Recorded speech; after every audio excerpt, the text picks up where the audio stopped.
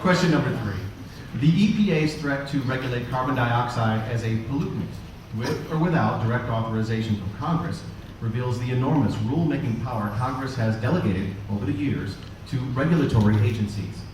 Do you think this delegation of legislative power is constitutional? Would you try to reclaim some of that power, and if so, how? And we begin with Mike McPadden. It is unconstitutional.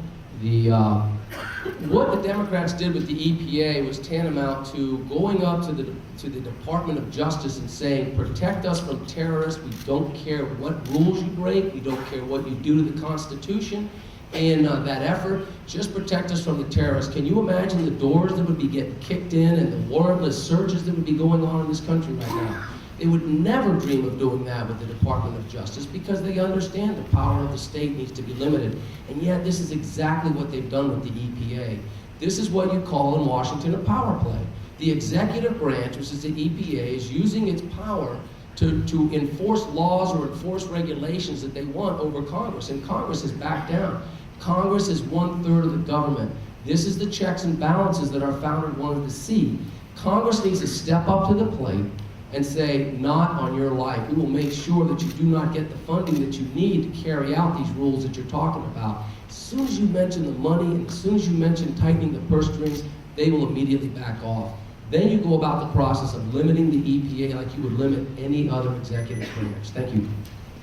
I'm a businessman. I own 7 different companies. Very recently, I tell people I essentially went into defense mode with the economy the way it's going. Like everybody else, I fear for the future. That's why I'm up here trying to get taken care of what I am.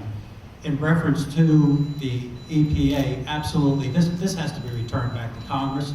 Understand something, just like the thousands and thousands of pages of tax code. Why is this all happening? Special interests go to Congress, knock on a door, hey, you know, they donate you for this and that, can you get this or that done?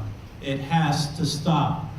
We need to return sovereignty back to the states. With that, you know, look at your history and you'll find, go back, I had a gentleman who retired from the Navy working at the Madison home. And he said that if he had one thing he could repeal, it's the 17th Amendment. The 17th Amendment took senators who were once appointed, 2 senators per state.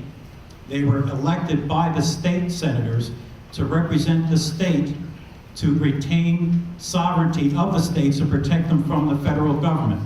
Look at what's happened to our country since then. Again, we need to get as much power back to the states as possible. You want to see this country fixed? Do you all a favor. Let me ask you something. How do you think Brown's doing so far? I'll tell you what, I'm disappointed. I mean, the man's, you know, our country's in crisis, and what's he doing? He's going to write a book about his life? How do you like his voting? You know what? Glass half full. How happy he is now that Democrats are getting comfortable again. Let him keep on going. I don't mean to go astray. I'm sorry. I'm just a little upset about that Brown issue. But please, when you go to elect someone here, a constitutional, fiscal conservative who believes in the free market, and do not take our words for it. Do your research, do your homework, look at us. Vet is out. And that is Thank you. How about that? Success. That's a good idea. Thank you. All right. Good evening, everybody. for the people over 6 feet, we now can speak. Sorry, feet. We'll lower it. Laurence will maybe ask you to lower it when you're done. Okay, it's right here. For far too long, our government on both sides has taken too much power. Whether it's trumping on states' rights like McCain-Feingold or No Child Left Behind, or Pelosi Care that mandates insurance, or what is going on that we're talking about with the EPA, where it's not going to Congress, it's going to an organization. We need to get the power back to the people. Now this is a pretty good example because we vote for our representatives in this government, this republic. And when the regulatory commissions bypass our elected officials, we have lost power in this country to the government.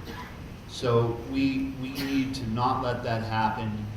Congress has to be able to have control because we are the direct link to Congress. And we also need to stop with the trumping on the 10th Amendment rights for our country. And then, of course, a broader question is, should the EPA even be run by the federal government? Isn't that in and of itself a violation of the 10th Amendment? Don't the states know what's most important for them environmentally, and shouldn't they be running it instead of a big organization in D.C. that may be out of touch with what we need here in the States? Thank you.